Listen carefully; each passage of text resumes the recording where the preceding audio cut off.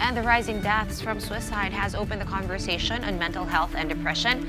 But aside from counseling, a new form of mental health therapy is now gaining popularity, which is life coaching. Bev Verdera has more on the story. It has been 8 years since Candy Tang was diagnosed clinically depressed. But even when she was a kid, she admits she had suicidal thoughts. Personally, I'm clinically depressed. I have ADHD and I had 3 suicidal attempts. Ever since I was a child, meron na. Kasi when I was a child, I was sexually molested. It's not easy, but she's fighting through. She draws from her own experience to help those who are in the same boat. I know how it feels like. With that heart, sabi ko, yun yung gusto ko is to reach out to people like me na you don't have to suffer alone. There's people, there's help. This February, Tang has become a certified and licensed life coach. She has been attending trainings and seminars on suicide awareness run by Adet Purto or Coach A. Just like Tang, this is something that Coach A is very familiar with. She has had suicidal thoughts ever since high school.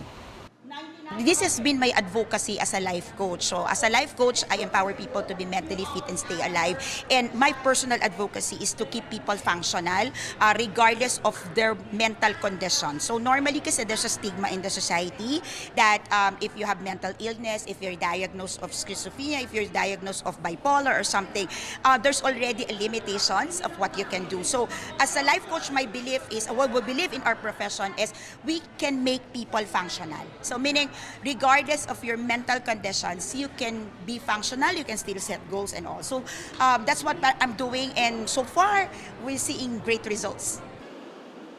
According to World Health Organization, around 800,000 people die due to suicide every year. That's one person every 40 seconds. A lot more attempt to take their own lives.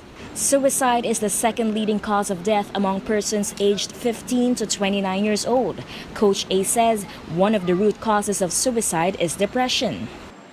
Normal would be depressions. Normal, ang suicide is a case of helplessness, hopelessness, and extreme desperation. So, kanina I discussed, no, there are 4 types of people that we can see.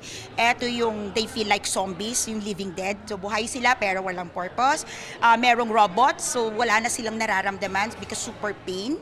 Merong mga shipwreck yung buhay, like sobrang traumatized, victims of rape, alam mo yun, assaults and everything. And like what we have in this coffee shop, we have one who lost 11 members of the family from Yolanda. So yun mga shipwreck. And we got also people who are already champions, meaning they made so well in life. So ito yung katulad ni Anthony, katulad ni Kates na they made so much in life, but yung inner na iwan. So you come to a point that you search for more meaning and you get so tired of it. Coach A says you don't have to be a life coach to make a difference. Sometimes you just need to lend your ear. You get to a point of suicide, I mean committing itself before, after all the thoughts, because you see walang makitang support. When you say support is yung huminto talaga. Okay? Kasi lagi natin sinasabi, may support naman eh. Di ba? We love you, we care for you. But for suicidal people, they really need you to stop. They really need you to listen. They really need you to not to make rant, hindi yung sermonan mo sila, not to inject what you are believing, but really listening. And then eventually, if like in life coaching, we've got process, okay, we've got tools, eventually they will get to a point that they're already empowered, they can start, being back to normal, pwede na ulit. If you are undergoing depression or know someone who is, Coach A invites you to reach out to her via her Facebook page or that of Life Coach Philippines. For TV5, Bev Verdera, We Are One News.